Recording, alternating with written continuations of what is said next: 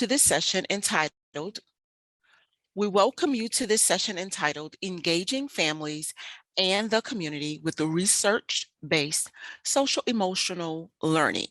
Our presenters are Forrest Walter of cfchildren.org and Lucy Wilms and Polly Paget of Connect Spartanburg. Forrest Walter is a former second grade teacher and facilitator of the research-based SEL program, Second Step. Forrest is currently working with the Community for Children, the nonprofit whose mission is to foster the safety and well-being of children around the world. Forrest is a paw father to a 4-month-old golden retriever and 2 grumpy cats. Lucy Wilms, LMSW, is a adolescent health grant manager for the Spartanburg School District Consortium to improve adolescent health, which is funded by the CDC's Division of Adolescent and School Health. She holds a master's degree of social work and community practice from USC Chapel Hill. In her current role, she works to promote school-based prevention strategies to eliminate disparities and prepare healthy youth for a successful future. With 20 years of experience in the field of teen pregnancy prevention across South Carolina, Polly Paget came home to Spartanburg to assist her hometown in reducing teen pregnancy. Polly is leading the efforts in Spartanburg, funded by the Office of Adolescent Health. Polly has been the project director for Connect Spartanburg for 6 years. At this time, I present to you our presenters, Forrest Walter, Lucy Wilms, and Polly Paget. Hello, everyone. Thank you for that wonderful introduction. I just feel like every meeting I attend needs to have an introduction like that. That was really nice. So thank you so much. Welcome everyone to today's presentation. I am going to be sharing a PowerPoint. We're going to go through some ins and outs of social emotional learning, and then really get to the meat of what you probably want to hear about, which is Connect Spartanburg's journey and Lucy and Polly's section of the presentation. So let me share my screen. Bear with me. I was getting a little bit of internet issues this morning, so we're crossing our fingers, hoping that everything's smooth. Bear with me.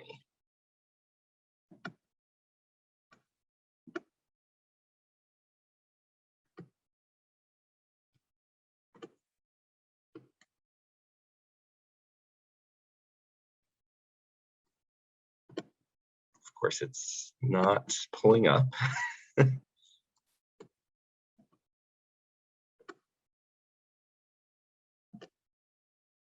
Perfect.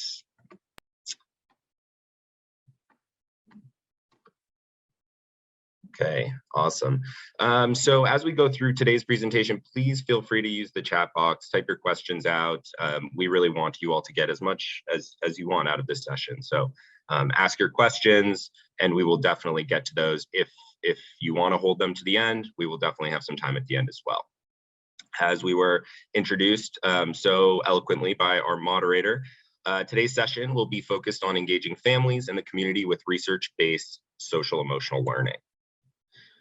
We've already had our introductions, which was just fantastic. The three of us definitely have a ton of experience with SEL and using the district as well as the community to partner in initiatives of social emotional learning nature. So definitely, again, ask those questions throughout and we will answer them.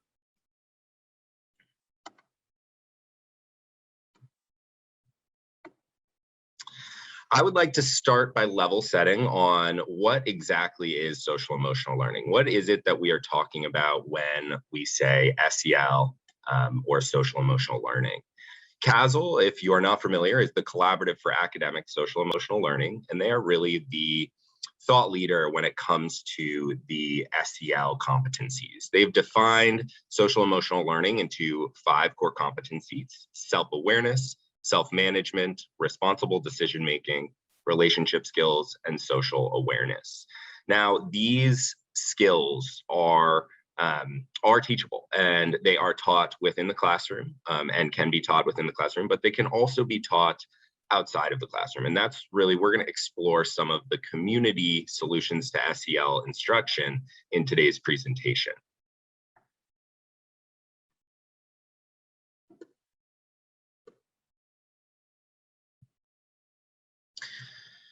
Now that we understand where we're coming from, the core competencies of social emotional learning, I do want to just quickly talk a little bit about what it means to learn to develop those specific competencies.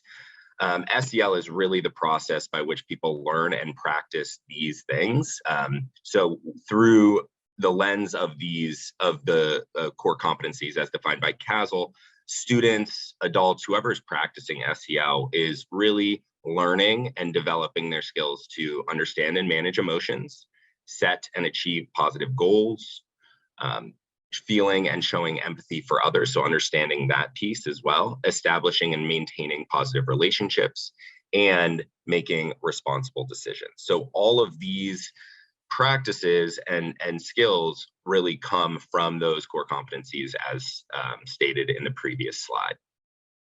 Now, I know a ton of districts are seeking out SEL solutions for their students, especially now after the almost 2 years of trauma that students are experiencing based off of COVID, off the pandemic, everything that's going on within your communities. And so the goal of those schools, of those districts, is really to support the whole child.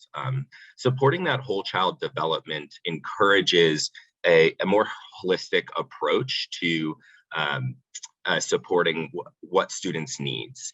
SEL really can help to create a more positive school climate as well. So students are developing those social emotional skills. They are supporting their peers better. They are developing relationships with their peers, with their teachers, the adults in the school building. So all of these things come together and help develop and create that goal of a more positive school climate overall, where students and the adults in the buildings can really thrive together. Another thing I always like to touch on is the research behind SEL. The focus being, of course, on the social emotional development in students, the ability to understand others' perspectives, understand emotions, understand how to develop strong, healthy relationships. But also, students who are receiving SEL instruction in school are more successful academically as well. And that's something that sometimes gets overlooked. But if you think about it, it makes sense. Students who are able to work effectively in groups on group projects, students who are able to manage their emotions more and pay attention in class because they're not dealing with something internally, or they're able to deal with something internally. Those students are going to be more successful academically, and the research and evidence does show that. So I always like to touch on that, because I know that some folks, some teachers especially, say, I can't teach SEL. We need to pump the brakes. I've got too many things. I need to focus on math. I need to focus on social studies. Well, helping students develop these skills will actually benefit those academic core subjects as well.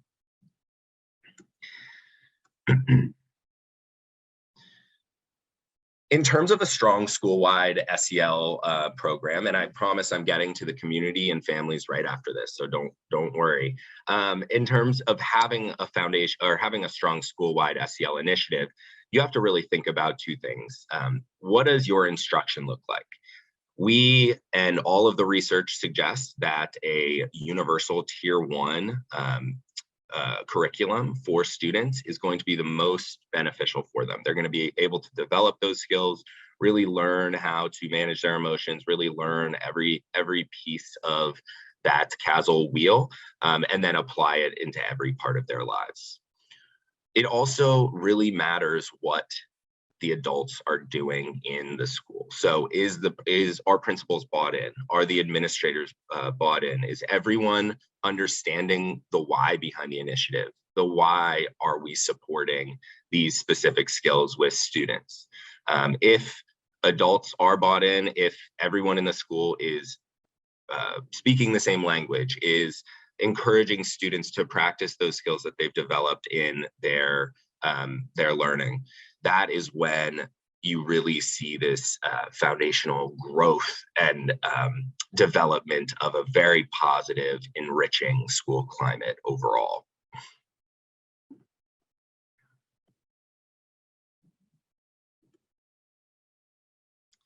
I know that a lot of districts also think about what their priorities are for their SEL initiatives. So many of you, if you are district leaders or school leaders, are thinking about, yes, we've just returned to school. What does that look like? How do we rebuild trust within our school buildings? I know that across the country, schools have been going in and out of in-person, hybrid, distance learning. There's a ton of different environments that the students have been exposed to so far in the past year and a half. We need to, as a community, school districts need to help rebuild that trust with students. So how do you start your school year off right? Focus on SEL. There are other district priorities that many folks look at when thinking about their SEL initiatives, whether that's the MTSS, RTI, or PBS, the multi-tiered systems of support. I mentioned before that the research and evidence really points towards that tier 1 universal approach when thinking about an SEL curriculum. But what are you doing in your tier 2 in your small groups? Or what are you doing in your tier 3 or one-on-one education for students who need a little bit extra support? All of these spaces can have pieces and hints of SEL built into them to help support students' development and learning. You may also be thinking about diversity, equity, inclusion, or trauma-sensitive schools. We discussed briefly the whole child initiatives. All of these things are directly related to SEL and can be built into your district approach when thinking about SEL in general.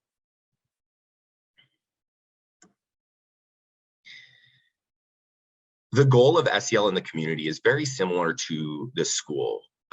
Communities in totality are looking to be healthy, safe, supportive, all of the things that a school building or a school district is also looking to be.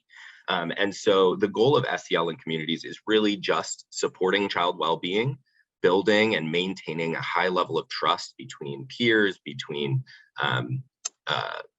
folks that you meet on the streets, anyone, someone who is providing an out-of-school time service, someone who is, running maybe your local church. All of those folks come together, and SEL helps build that trust to then have a more safe environment overall. It's also, SEL in the community is also meant to address trauma, help children and help the community manage their emotions, help develop healthy relationships, and then also help support the entire community, the whole child and whole community.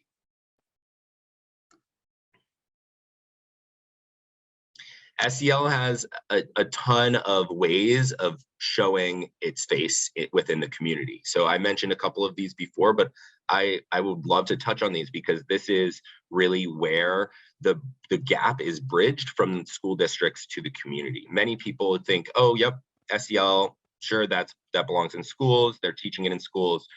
We don't need to, focus on it externally, but that's actually not the case. It's important to show kids, children, that SEL is not just for a 30-minute period once per week where they teach it explicitly in school. It's also meant to be practiced throughout students or children's lives. So in out of school time. So whether that's at a YMCA or after school club, anything like that, SEL should show up and should be practiced in that space. Recess support, summer programs, academic enrichment, practice, tutoring, or arts programs. Organizations that employ many high school aged youth. That's a really great space to help support and develop further conversation around emotions, around emotional health, all of those things that are tied into SEL.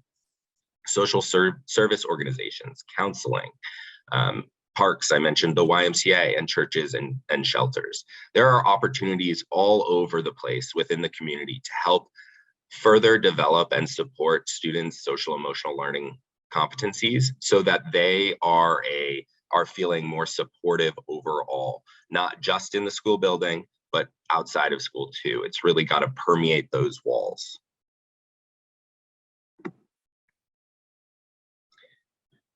We at Committee for Children have developed some free resources for connecting with families, support for the COVID pandemic as well. So I'm just going to talk a little bit about that before I pass it off to Lucy and Polly to talk about Connect Spartanburg's journey and a great example of community supporting school districts with SEL work.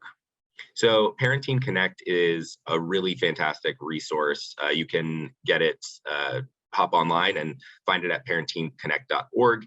It's a place where parents and teens can communicate, connect, and break through on tough topics. So it encourages conversation with teens and parents surrounding communication, independence, responsibility, even screen time. So some key topics that students often struggle with. Encouraging this conversation, encouraging this communication directly relates to this engaging families and the community with SEL competencies. We also have a fantastic podcast that is free. You can download it at any podcast provider. It's called Imagine Neighborhood. It's designed to help kids and their families tackle the big feelings that come with growing up. That's really meant for younger kids. So we've got a full range of supports. Mind Yeti is our practice, our mindfulness sessions, excuse me, that really support calm, getting ready for the next activity. They're great in the classroom. When I was teaching, I definitely used them to help transition into the next part of the day, whether that's coming back from recess or anything like that. Help students manage their emotions and really work on those SEL skills. Captain Compassion is our bullying campaign, and it is a great anti-bullying campaign. It's a great fun comic with superheroes that students really love, but it really focuses on anti-bullying, how to be a helpful bystander, things like that. So another great resource. And then lastly is our Hot Chocolate Talk, which is our research-based how-to guide that takes the guesswork out of what to say to your child about sexual abuse. So a sexual abuse prevention resource. And then we also understand and are so aware of the struggles that many of you are experiencing with COVID-19, specifically in schools, out of schools, everywhere. So we've got a ton of great supports on this website, back to school resources. I know many of you are thinking about that right now, how to teach SEL remotely in a hybrid or in person, online professional development for educators, as well as webinars that would be really beneficial to help level set SEL and help you all understand how to use it within a strange environment, which we've all been in together over the past year and a half. So with that, I do want to pass it off. I hope that my section helped level set on what SEL really is, how it shows up within school districts, but also within the community. We have Polly Paget and Lucy Wilms on with us, and they are going to talk a little bit about how SEL shows up within the Spartanburg community.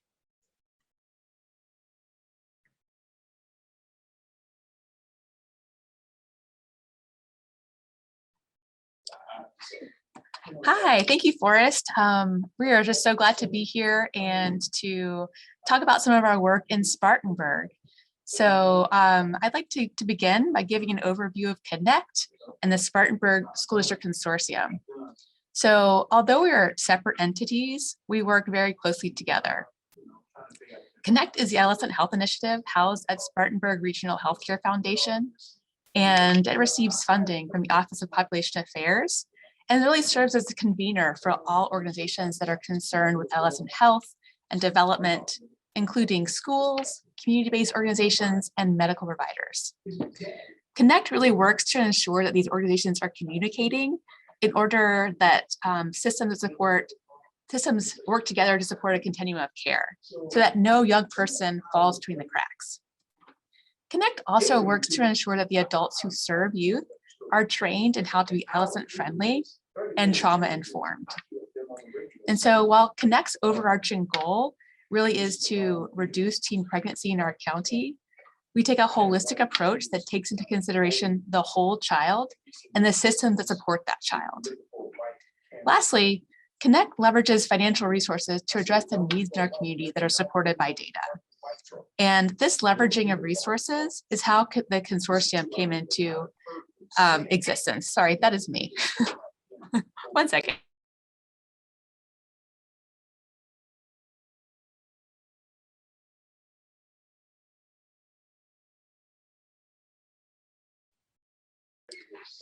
And this leveraging of resources is how the consortium came into existence. The consortium was formed to support school-based approach to adolescent health and wellness through the Division of Adolescent and School Health at the CDC, which really promotes the fact that healthy students are better learners and academic achievers. So our work in the consortium primarily focuses on ensuring high quality sexual health education and access to sexual health services, but it also includes emphasis on safe, supportive environments, which is understanding the relationship between a teen's mental health and sense of safety and their ability to make positive decisions around their sexual health. So it really is this holistic approach to health and wellness that opened the door for organizations to support MTSS and SEL efforts in our schools. Go to the next slide.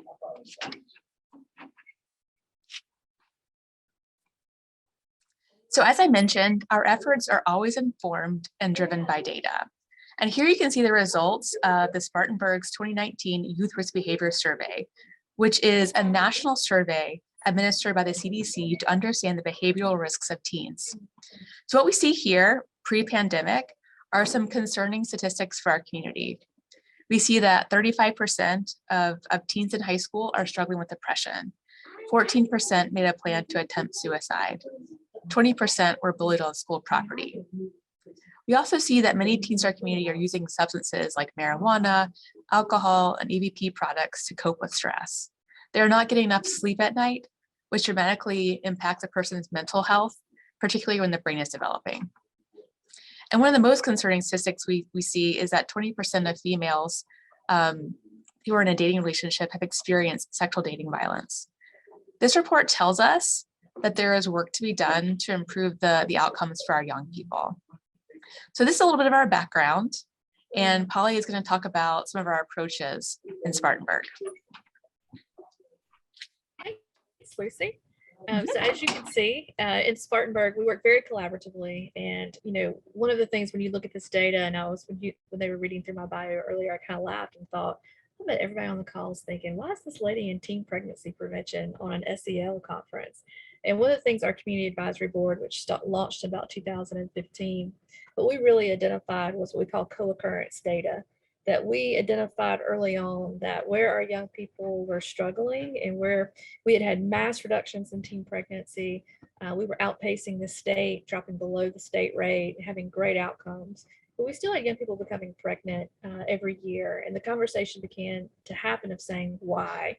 Our community advisory board does what we call systems thinking, to take a bird's eye view at our entire community, how our community works, how we partner, and were there things and gaps that we were missing.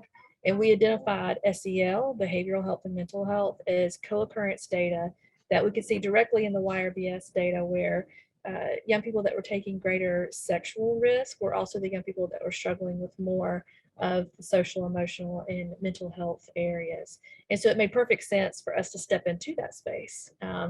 So we've been doing that work for quite some time. In the last 2 years, we really started partnering closely with our schools on looking at that work.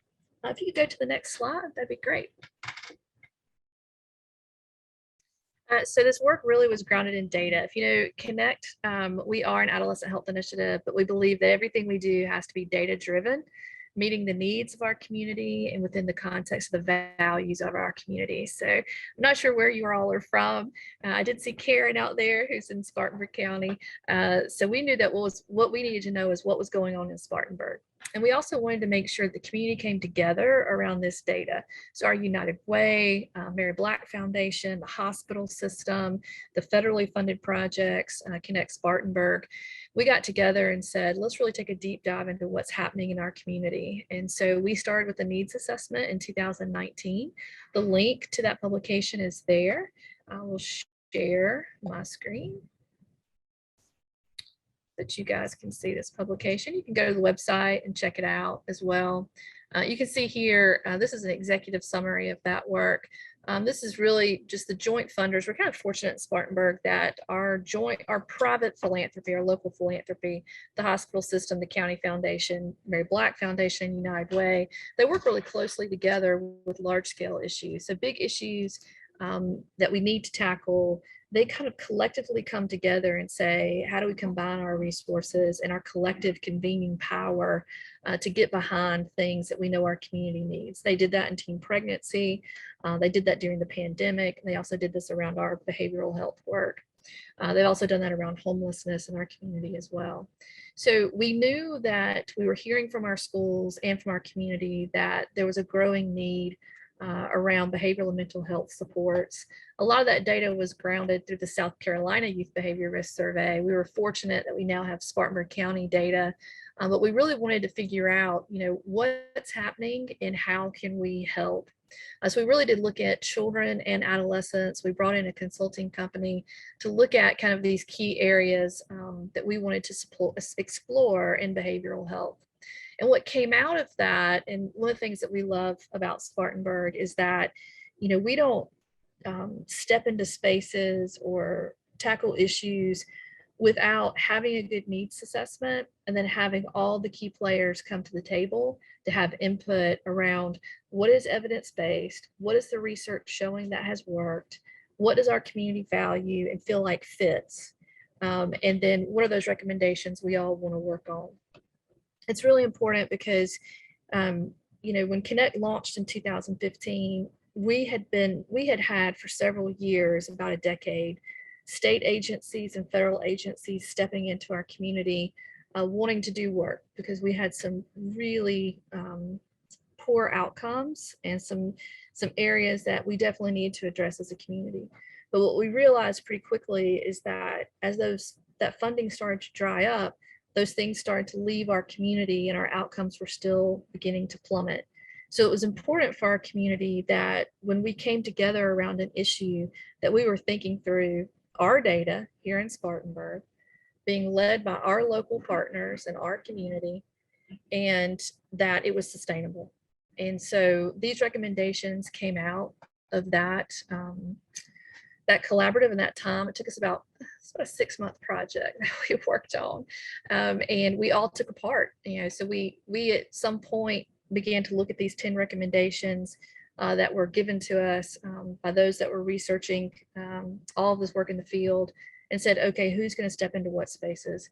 And Connect really stepped into that number 3, which what are those evidence-based strategies around prevention, intervention, and postvention in school, health, healthcare, and community.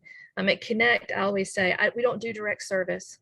Our job is to leverage the resources, build capacity, and convene the partners to make sure that we're having sustainable impact and sustainable change.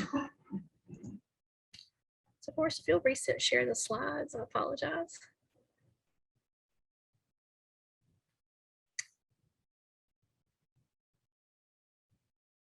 I apologize. If you could go back one slide, that'd be great. or I'm sorry, go forward. I apologize. You're on the right slide. Sorry about that. So our community advisory board, when we do systems thinking, one of the things that's important with sustainability is looking at where are their policies and mandates coming from the state, the federal government, other areas that we can step in and say, all right, this is going to happen. This is going to be institutionalized in our community. How can we help based on all this information that we have around evidence-based interventions, data, et cetera. And MTSS was a natural fit for this work. The school districts were just starting to look at the MTSS for behavioral health.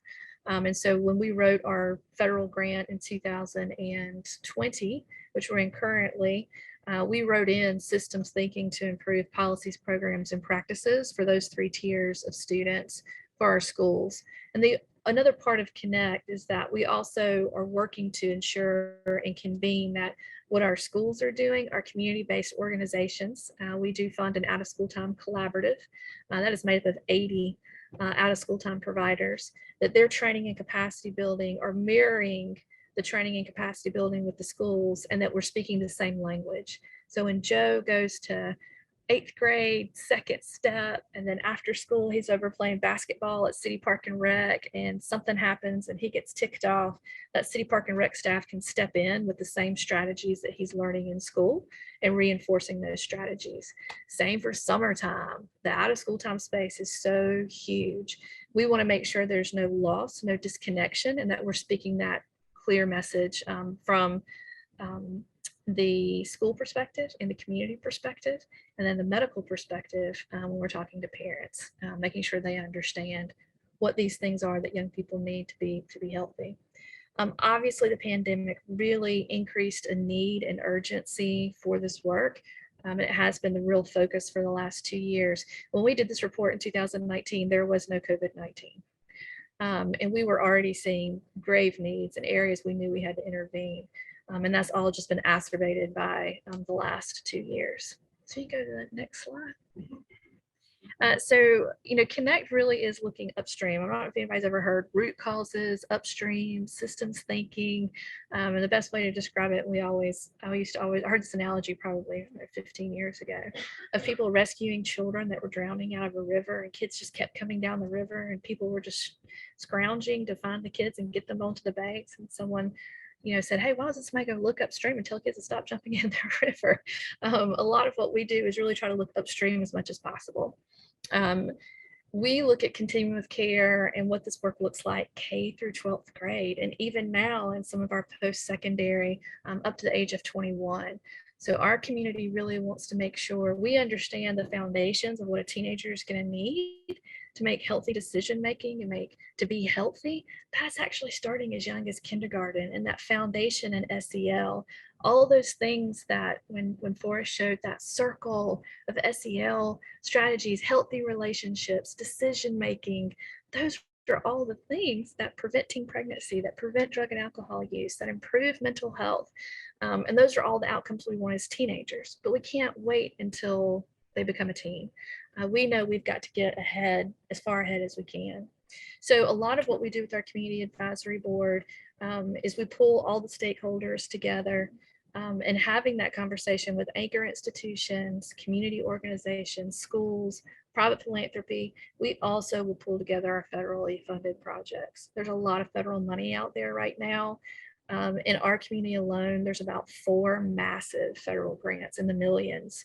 Those things can really impact our community and our systems. But we want to make sure that we're doing it in a thoughtful way, that we're working together to maximize the resource and to make sure it's sustainable when those funds end.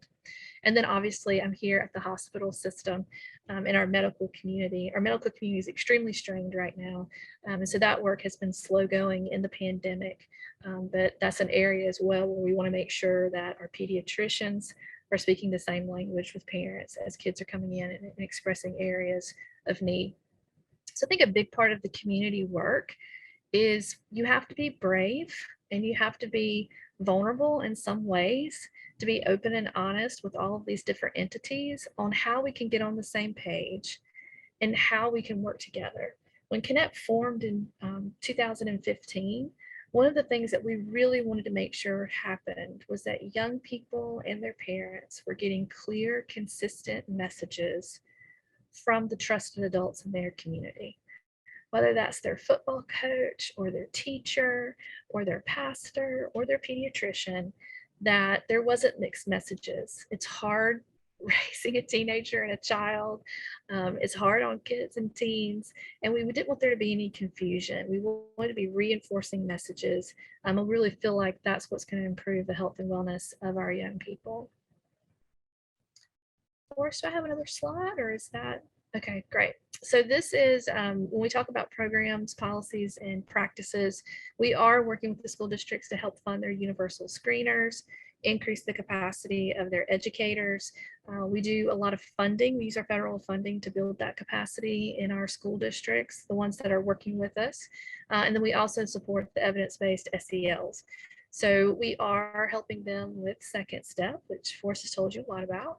But we also are fully supporting Wyman's Teen Outreach Program.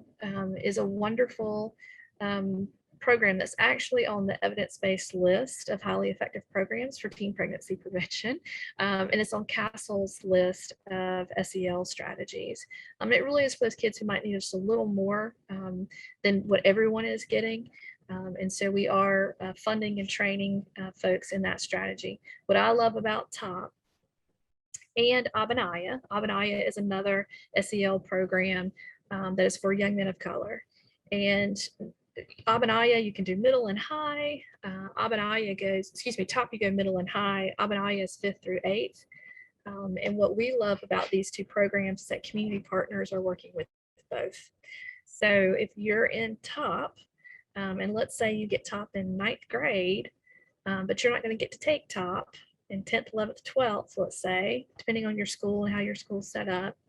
Our community partners are being trained in TOP as well, so that folks can refer to our out of school time TOPs. So kids are still getting something. TOP's also a great program that you can really customize. It's endless. It's not a start and an end curriculum. There's not like modules that 1 to 10. It just kind of keeps going with as they're growing and developing. It comes in developmental stages. And so kids can continue to have that opportunity if schools are not offering it in the community. Same for Abinaya. Abinaya is a SEL for young men of color. It's a phenomenal program that's really grounded in being culturally responsive. And what we love about that program is they're partnering with My Brother's Keeper through the Obama Foundation, which is a local partner here, to ensure mentors for their young men. So it really has been, into doing SEL, one of the things that our CAB said, and I always love, is that we want our kids to know that they're getting safe, supportive environments in school, and our teachers, we know they're doing an amazing job.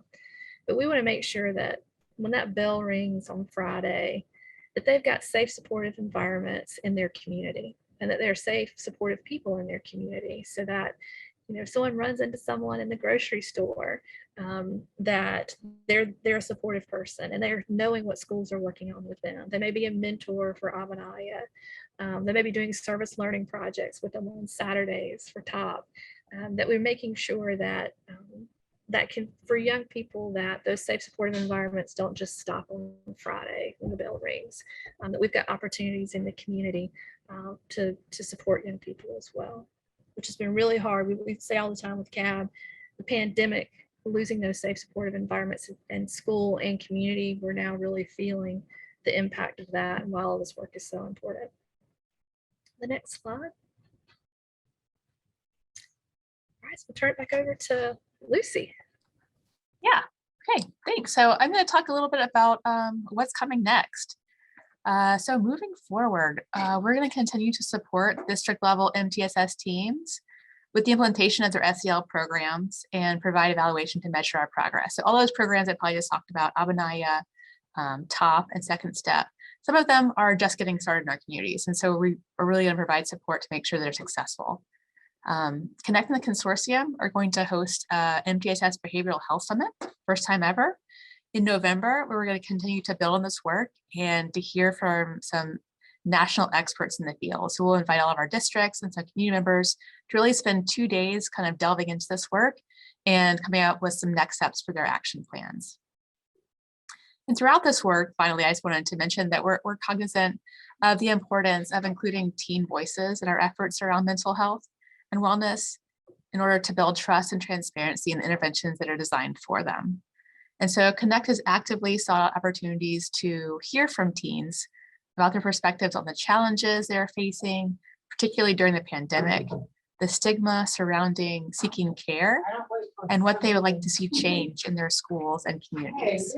So these listening campaigns, they serve to support peer norm campaigns, where teens provide positive messages about self-care and seeking services, particularly around how to help their friends who may be struggling. And so we're taking all of this footage and we are creating a teen mental health video, which will be launched at the summit in the fall as well. So we'll get to hear from them in this video about their perspectives and also see some of our community providers we want to connect them to as well. And we're also working with our youth ambassadors who are trained leaders with Connect. They've learned about the data that public health data in our community, and they come up with interventions to address them. They're teen-led and slowly working on campaigns both in their schools and in their communities. 4 minutes left. So I'm going to end there.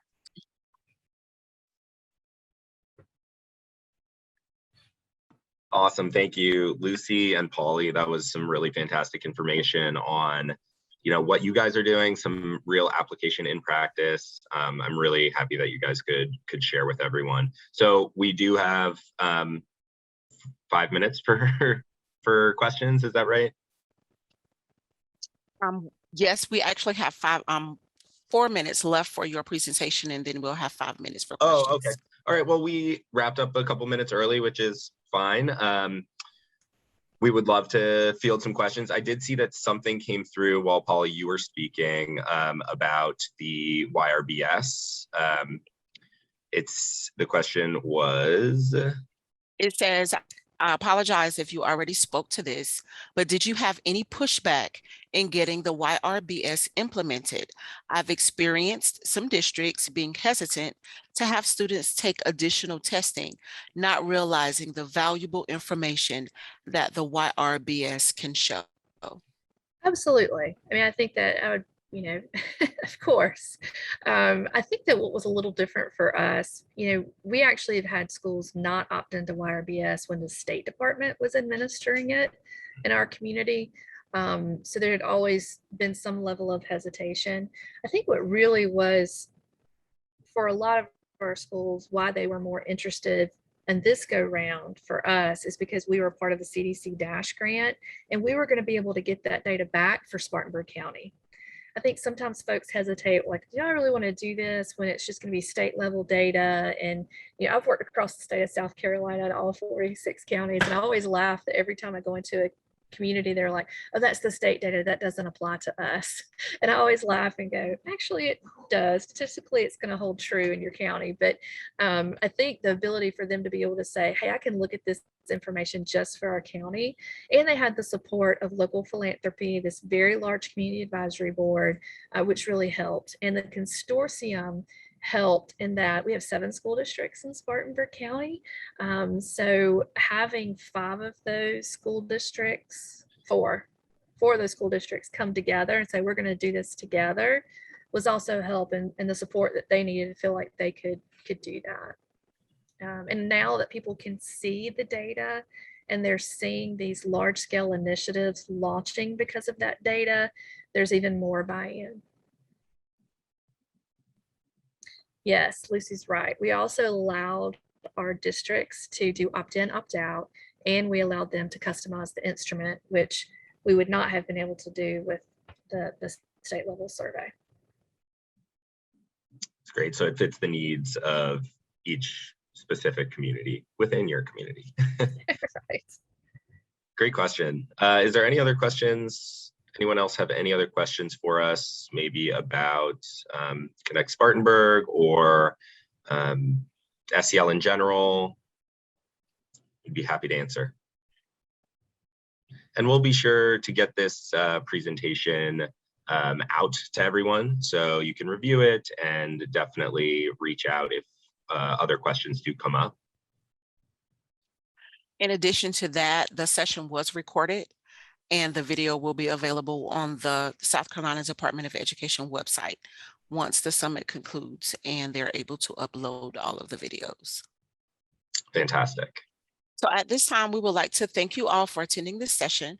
Mr. Walter, Ms. Wilms, and Ms. Paget did a wonderful job of presenting strategies on engaging families and the community with the research-based social emotional learning. We just have some thank yous coming in the chat box now. And also Ms. Paget did include the link in the chat box where you can find the publications. So this will conclude our session if there aren't any other questions at this time.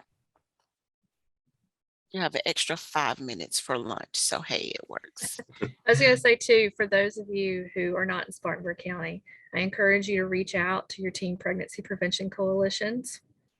They all have typically a community advisory board, and a lot of them have large scale state and federal funding. And this is a great strategy to get them behind and to help you. Awesome.